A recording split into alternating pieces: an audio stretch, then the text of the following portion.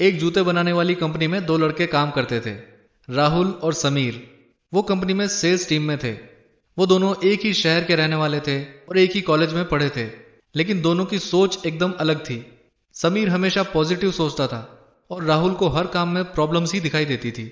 समीर ये सोचता था कि उसको एक कॉम्पिटिटिव इंडस्ट्री में जॉब मिली है और यहाँ उसके पास मौका है दूसरों से बेटर परफॉर्म करके अपनी काबिलियत साबित करने का। जबकि राहुल सोचता था कि उसको इतनी कॉम्पिटिटिव इंडस्ट्री में जॉब मिली है कि यहाँ वो कितनी भी मेहनत कर ले, वो हमेशा दूसरों से पीछे ही रहेगा। राहुल बहुत आगे बढ़ना चाहता था और बहुत जल्दी सब कुछ पाना चाहता था। वो बहुत मेहनती भी था, लेकिन उसको लगता था कि उसकी किस्मत उसका साथ नहीं दे रही और कोई ना कोई प्रॉब्लम उसको हमेशा आगे बढ़ने से रोक देती थी। इसलिए वो निराश हो चुका था। वो कंपनी अपना बिजनेस बड़ा करना चाहती थी। इसलिए एक दिन उनके बॉस ने दोनों को अपने कैबिन में बुलाया और कहा, हमारी कंपनी अब इंटरनेशनल बिजनेस करेगी। अब हम 4 देशों में जूते बेचेंगे और इसके लिए हमको वहां के मार्केट सिचुएशन की स्टडी करनी होगी और अफ्रीका के मार्केट की स्टडी करने के लिए मैंने तुम दोनों को सेलेक्ट किया है। समीर ये सुनकर खुश हो गया। वो सोचने लगा कि उसकी किस्मत खुल गई कि सब लोगों में उसको इस काम के लिए चुना गया। बॉस को जरूर मेरे अंदर कुछ खास बात दिखी होगी, अब मेरा फ्यूचर ब्राइट होने वाला है। वहीं राहुल ने जैसे ही अपने बॉस की बात सुनी तो वो सोचने लगा, कहां फंस गया यार। एक तो मैं वैसे ही इस जॉब से परेशान हूं, टारगेट पूरा नहीं हो पा रहा है और अब अफ्रीका जाना पड़ेगा। बॉस की मुझसे कोई दुश्मनी है क्या? ऐसे फालतू काम के लिए मुझे ही चुनना था। अब बॉस ने कहा था तो जाना तो था ही। कुछ दिन बाद दोनों अफ्रीका पहुंच गए। दोनों ने वहां जाकर कई सर्वेज किए और 15 दिन बाद अपनी अपनी रिपोर्ट कंपनी को मेल कर दी।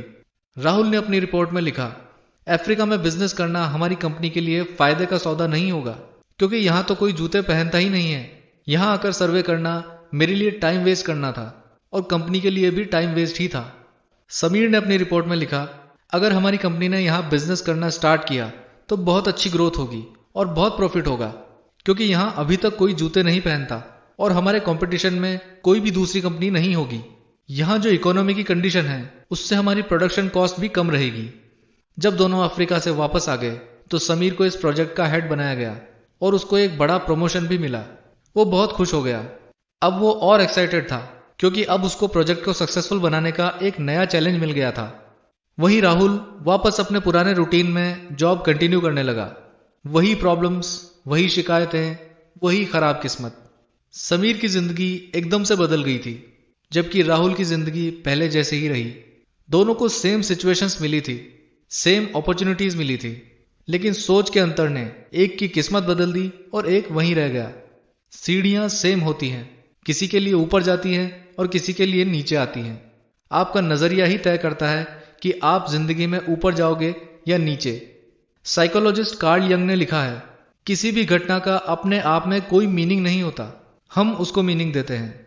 राहुल ने सोचा कि जहां कोई भी जूते नहीं पहनता वहां जूते कोई नहीं खरीदेगा। वहीं समीर ने सोचा कि जहां कोई भी जूते नहीं पहनता वहां ही जूते बेचना सफल होगा। अपना नजरिया बदलो।